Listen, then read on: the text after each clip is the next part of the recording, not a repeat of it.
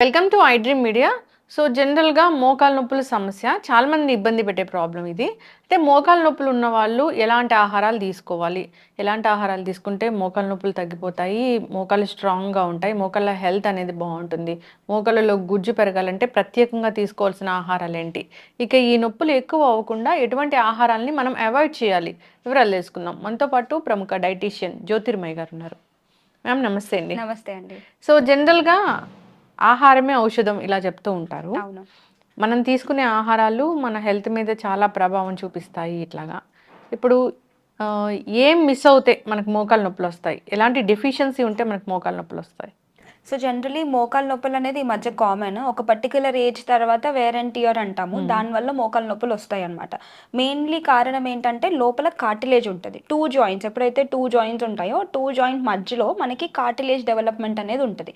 Age పెరుగుతున్న కొద్దీ ఈ కార్టిలేజ్ డ్యామేజ్ అవ్వడం, దాంతో పాటు మనకి సైనోవియల్ ఫ్లూయిడ్ అని ఉంటుంది. ఇది కూడా తగ్గిపోతుంది. సో, జనరల్లీ మోకాలు నొప్పులు ఒక్కటే మనం కాన్సంట్రేట్ చేస్తాం. కానీ మోకాలు కాకుండా ప్రతి ఒక్క జాయింట్‌లో మనకి కార్టిలేజ్ ఇంకా సైనోవియల్ ఫ్లూయిడ్ ఉంటుంది.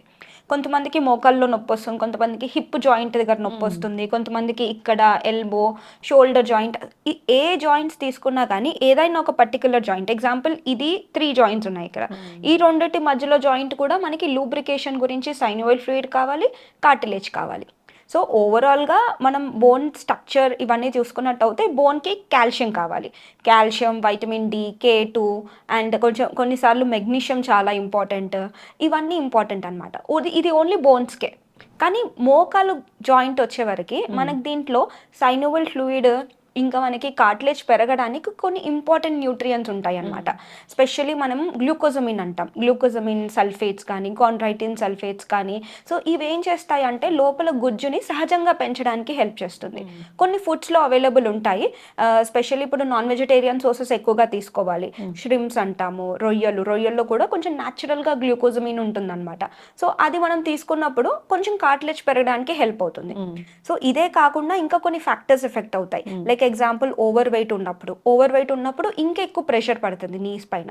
అలా ఎక్కువ నీ పైన ప్రెషర్ పడిందనుకోండి తొందరగా కార్టిలేజ్ అరిగిపోవడం కానీ ఇలా జరుగుతుంది. హ్మ్. సో కార్టిలేజ్‌లో కూడా మనకి డిఫరెంట్ స్టేజెస్ ఉంటాయి. Stage 1, stage 2, stage 3 and stage 4 ఉంటుందన్నమాట. హ్మ్. లాస్ట్ స్టేజ్ వచ్చేవరకి కార్టిలేజ్ చాలా అరిగిపోయి ఇంకా లెగడానికి, కూర్చోడానికి ఇబ్బందిగా ఉండడము, ఎక్కువ దూరం నడవలేకపోవడము అండ్ ఇంకా ఇలాంటివి చూసుకుంటూ పోతే ప్రతి చిన్న దానికి ఇబ్బందులు అనేది వస్తుందన్నమాట. సో లాస్ట్ స్టేజ్‌లో ఉన్నప్పుడు knee replacement surgeries generally doctors advice చేస్తారు. హ్మ్. దానికన్నా ముందు స్టేజెస్‌లో ఉన్నప్పుడు అంటే స్టేజ్ 1, స్టేజ్ 2 ఇవి ప్రైమరీ స్టేజెస్ అన్నమాట. హ్మ్. సో ప్రైమరీ స్టేజెస్‌లో ఏమవుతుందంటే మనం ఫుడ్‌లో చేంజెస్ చేసుకోవడం, మన లైఫ్ స్టైల్‌లో కొన్ని చేంజెస్ చేసుకోవడం, ఎక్సర్సైజ్ చాలా ఇంపార్టెంట్ అన్నమాట. సో ఎక్సర్సైజ్ కరెక్ట్‌గా లేకపోతే definitely that can lead to మనకి బోన్ జాయింట్ రిలేటెడ్ ఇష్యూస్ చాలా వస్తాయి.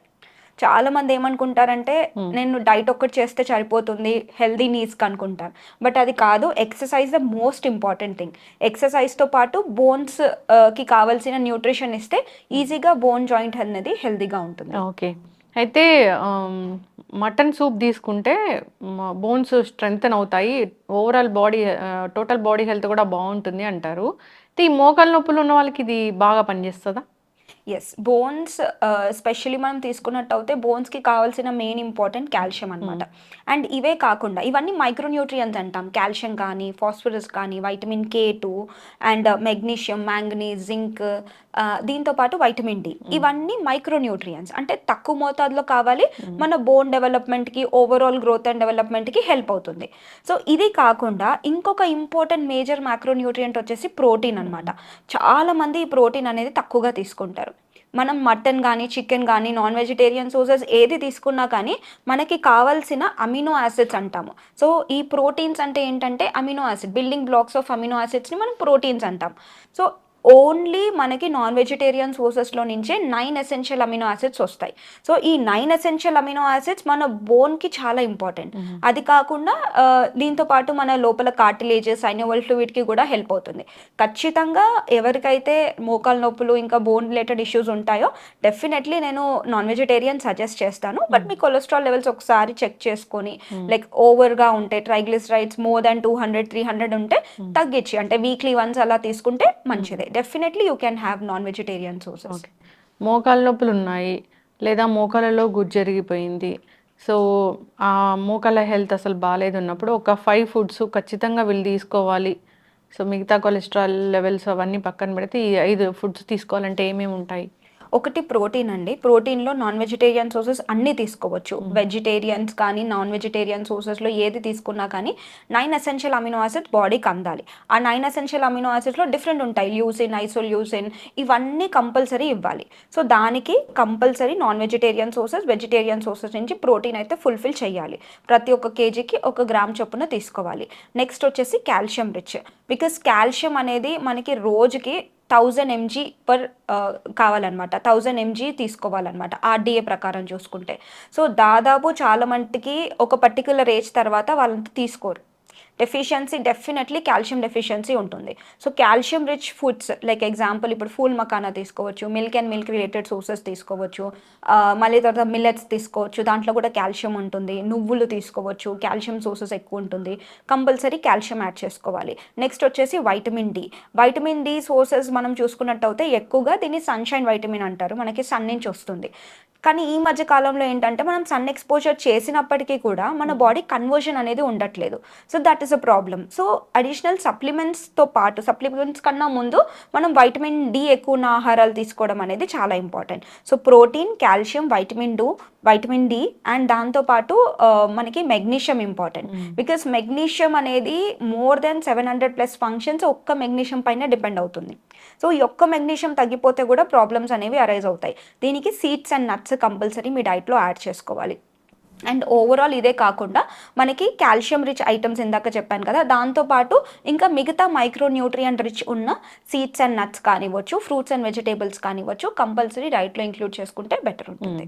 నొప్పులు బాగా ఉన్నాయి. అంటే ఏదైనా ఫుడ్స్ తీసుకుంటే ఆ నొప్పులు పెరిగే అవకాశం ఉంటుందా? మోకాళ్ళ హెల్త్‌ని పాడు చేసే ఆహారాలు ఏమైనా ఉంటాయా? సో, జనరలీ ఇది ఒక మిత్ అండి. బికాజ్ మోకాళ్ళని ఏ ఫుడ్ అయినా కానీ బాడీకి చాలా హెల్ప్ చేస్తుంది. ఏ ఫుడ్ కానీ హార్మ్ చెయ్యదు బాడీకి. సో, జనరలీ ఏమవుతుందంటే కొంతమందికి లోపల కార్టిలేజ్ పోయిందన్నాను. సో, ఈ కార్టిలేజ్ పోయినప్పుడు 2 జాయింట్స్ దగ్గరకొస్తాయి, రప్చర్ అవుతాయి. సో, ఈ కార్టిలేజ్ డెవలప్మెంట్ ప్రాసెస్‌లో ఈ బోన్ అనేది కొంచెం జరుగుతుందనమాట. కార్టిలేజ్ డెవలప్ అవుతుంది కాబట్టి జరుగుతుంది. ఆ టైంలో కొంతమందికి పెయిన్ రావడం కానీ, అలా ఎక్కువగా నొప్పులు ఇంకా పెరిగిపోయాయి అనే భ్రమలో ఉంటారు. But actually that is good. ఒకవేళ మీకు పెయిన్స్ కొంచెం ఎక్కువ పెరుగుతున్నాయి పర్టిక్యులర్ ఫుడ్ తీసుకోవడం వల్ల అంటే దట్స్ ఓకే. దట్ ఈస్ ఏం ప్రాబ్లం ఉండదు. మళ్ళీ నార్మల్ అయ్యే ఛాన్సెస్ ఉంటాయి. బట్ ఏ ఫుడ్ హార్మ్ చేయదండి. ఒక పర్టిక్యులర్ ఫుడ్ తీసుకుంటే నాకు ఈ ప్రాబ్లం వచ్చిందని అలా ఏముండదు. చాలా మంది చెప్తుంటారు వంకాయలు తీసుకుంటే పెయిన్స్ పెరుగుతాయి అట్లా. అదంతా అబద్ధమే. అంటే it depends upon the body type అండి. అంటే ఓవరాల్‌గా నేను చెప్పను అంటే ఇవన్నీ తీసుకుంటే మీకు నొప్పులు అస్సలకే రావని.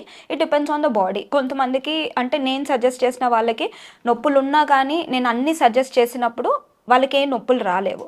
అంటే it's depends on the body. Me body reaction ఆ పర్టిక్యులర్ ఫుడ్‌కి ఎలా ఉంటుందనేది డిపెండ్ అవుతుంది. ఓకే. చక్కటి ఇన్ఫర్మేషన్ అండి. ఏదైనా కానీ హెల్తీ ఫుడ్ తీసుకోవాలి. మోకాళ్ళ నొప్పులు వస్తున్నాయి అంటే డిఫరెంట్ ఫ్యాక్టర్స్ ఉంటాయి అది రావడానికి. సో, న్యూట్రిషన్ డెఫిషియన్సీ కూడా ఒక కారణమే దీనికి. సరైన ఆహారం తీసుకుని సరైన లైఫ్ స్టైల్ మెయింటైన్ చేయాలి. సో, వెయిట్ ఎక్కువగా ఉండడం, ఒబెసిటీ కూడా దీనికి ఒక ప్రధాన కారణంగా కనిపిస్తూ ఉంటుంది. కాబట్టి హెల్దీ లైఫ్ స్టైల్ మెయింటైన్ చేస్తూ వెయిట్ మెయింటైన్ చేసుకుంటూ హెల్దీగా ఉండాలని కోరుకుందాం. చాలా చక్కటి. ఇప్పుడు డయాబెటీస్ ఉందంటే షుగర్ వ్యాధి అందరు సెట్ చేస్తూ ఉంటారు. ఏ ఫుడ్ తీసుకుంటే షుగర్ లెవెల్స్ కంట్రోల్లో ఉంటాయి, ఏ ఫుడ్స్ తీసుకుంటే షుగర్ బాగా పెరిగిపోతుంది, ఎట్లా అవాయిడ్ చేయాలి ఇలాగా. ఫ్లాక్స్ సీడ్స్ అవిసె గింజలు బాగా పనిచేస్తాయని చెప్తూ ఉంటారు. అంటే వీటిలో ఫైబర్ ఎక్కువగా ఉంటుంది ఇట్లా. సో, అవిసె గింజలు తీసుకుంటే డయాబెటీస్, షుగర్ వ్యాధి నిజంగానే కంట్రోల్లో ఉంటుందా? ఎట్లా తీసుకోవాలి? చాలామంది అంటే తీసుకున్న వాళ్ళు మీరు లాస్ట్ టైం ఎపిసోడ్‌లో చెప్పినప్పుడు కింద కొంచెం మాకు బ్లోటింగ్‌గా అనిపించింది ఇలా రాశారు. అట్లా కూడా అవుతుందా? సో, జనరలీ డయాబెటీస్ ఉన్న వాళ్ళకి ఫైబర్ ఎక్కువ ఉండే ఆహారాలు రికమెండ్ చేస్తాం. ఎందుకంటే వాళ్ళ డైట్ కనుక తీసుకున్నట్టు అవుతాయి. అంటే డయాబెటీస్ రాకముందు వాళ్ళు ఎలా తీసుకుంటారంటే రైస్ ఎక్కువ తీసుకుంటారు. కర్రీ క్వాంటిటీ చాలా తక్కువ ఉంటుంది. అంటే ప్రతి ఇళ్లల్లో మనం ఇది కామన్‌గా చూస్తూ ఉంటాం. రైస్ క్వాంటిటీ ఎక్కువ తీసుకుంటారు, కర్రీ కూడా తక్కువనే ఉంటుంది. మళ్ళీ ప్రోటీన్ ఇలాంటివి వెజిటేబుల్స్, ఫ్రూట్స్ అనేది వాళ్ళ ప్లేట్‌లో కనిపించవు. సో ఫ్లాక్స్ సీడ్స్ అనేవి ఫైబర్ ఎక్కువగా ఉంటుంది. ఎప్పుడే కానీ డయాబెటీస్ ఉన్నప్పుడు ఫైబర్ ఎక్కువ ఉండే ఆహారాలు తీసుకుంటే ఏమవుతుందంటే బ్లడ్ షుగర్ లెవెల్స్ కొంచెం తక్కువగా స్లోగా రిలీజ్ అవుతుందన్నమాట. ఎగ్జాంపుల్ ఇప్పుడు హై గ్లైసమిక్ ఇండెక్స్, లో గ్లైసమిక్ ఇండెక్స్ అని చెప్తూ ఉంటాం. హై గ్లైసమిక్ ఇండెక్స్ ఫుడ్స్ అంటే మనకి వైట్ రైస్ వస్తుంది, దాంతోపాటు మనకి ప్రాసెస్డ్ ఫుడ్స్ అన్నీ వచ్చేస్తాయి, కొన్ని కార్బ్స్ అన్నీ మనకి హై గ్లైసమిక్ ఇండెక్స్ ఫుడ్స్ కిందకి వస్తాయి. ఎప్పుడైతే హై గ్లైసమిక్ ఇండెక్స్ ఫుడ్స్ తీసుకుంటామో తిన్న వెంటనే షుగర్ లెవెల్స్ స్పైక్ అయిపోతాయి. సో అదే సేమ్ హై గ్లైసమిక్ ఇండెక్స్ ఉన్న ఫుడ్నే మీరు డిఫరెంట్ వేలో తింటే మీకు షుగర్ లెవెల్స్ అంత స్పైక్ అవ్వవు. అంటే ఎగ్జాంపుల్ ఒక ప్లేట్ ఉంది, ఒక ప్లేట్లో half of the plate fruits vegetables ఉన్నాయి, కొంచెం 25% కార్బ్స్ ఉన్నాయి, 25% ప్రోటీన్ ఉన్నాయి.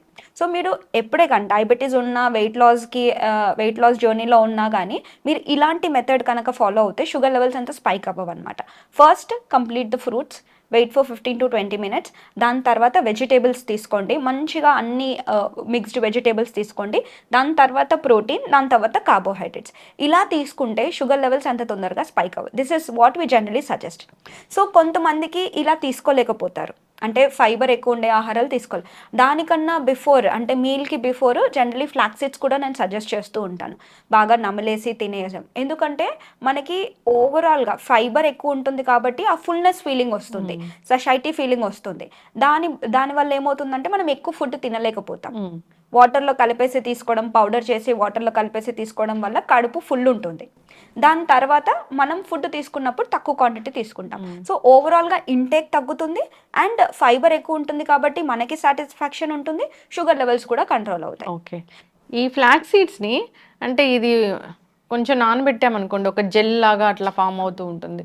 ఈ ఫ్లాక్స్ సీడ్స్ని అసలు మనం ఎలా తీసుకోవాలి? ఫ్లాక్స్ సీడ్స్ యాక్చువల్లీ మనం బాగా నమిలేసి తింటే బెటర్, బట్ ఇప్పుడున్న జనరేషన్లో we don't chew properly, because మనం తినే ఫుడ్ 32 times చూ చేయాలి, ఇప్పుడు ఎవరు చేయట్లేదు. అదే ఫ్లాక్స్ సీడ్స్ అంటే మీరు అలాగే తినేస్తారు, next day morning it will be same in the potty. So ఇది కరెక్ట్గా కాదు. సో దీన్ని మనం ఏం చేయాలి, గ్రౌండెడ్ ఫ్లాక్స్ సీడ్స్ అంటాం.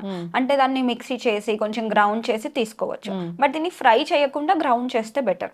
బికాస్ చాలా మంది ఏం చేస్తారంటే డ్రై రోస్ట్ చేస్తారు. డ్రై రోస్ట్ చేయడం వల్ల దాంట్లో ఉండే ఎసెన్షియల్స్ ఆయిల్ వెళ్ళిపోతాయి. సో అలాగే పౌడర్ చేసి దాన్నే బాగా నమిలేసి, లేదంటే మీరు సాలెడ్స్ పైన స్ప్రింకిల్ చేసి అలా తీసుకుంటే బెటర్. అండ్ ఇందాక మీరు అన్నారు చాలా మందికి బ్లోటింగ్ ఇలాంటివన్నీ కంప్లైంట్స్ వస్తాయని. ద ఫస్ట్ రీజన్ ఏంటి అంటే మీరు ఫ్లాక్స్ సీడ్స్ కానీ ఏదైనా ఫైబర్ రిచ్ ఐటమ్ తీసుకున్నప్పుడు వాటర్ కంటెంట్ ఎక్కువగా తీసుకోవాలి. వాటర్ కంటెంట్ తక్కువగా తీసుకుంటే డెఫినెట్లీ బ్లోటింగ్ ఉంటుంది.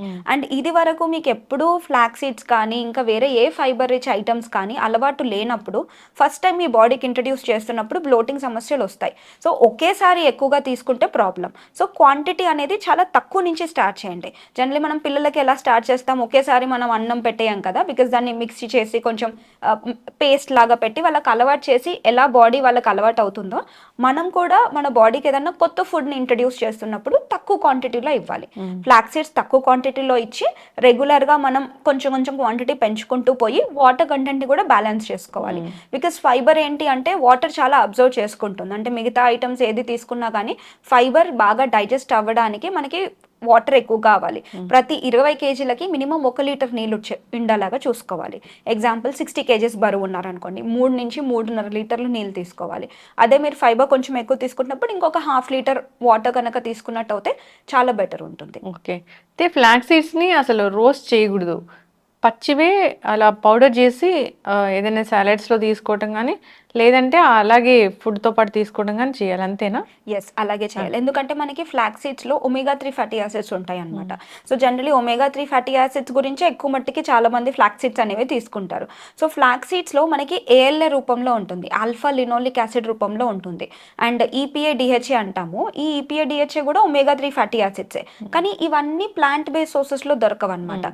ఓన్లీ మనకి omega-3 దొరికేది ప్లాంట్ బేస్డ్ సోర్సెస్లో అంటే వాల్నట్స్లో కానీ ఫ్లాక్స్ సీడ్స్లో కానీ ఉంటుంది. సో ఈ omega-3 మరి ఎక్కువగా రోస్ట్ చేసినప్పుడు కొంతమంది ఏం చేస్తారంటే కొంచెం క్రంచీగా ఉంటే తినడానికి బాగా ఉంటుందని అంటారు. సో ఏ ఆయిల్ సీడ్స్ కానీ ఎక్కువగా రోస్ట్ చేస్తే that is not that beneficial అనమాట.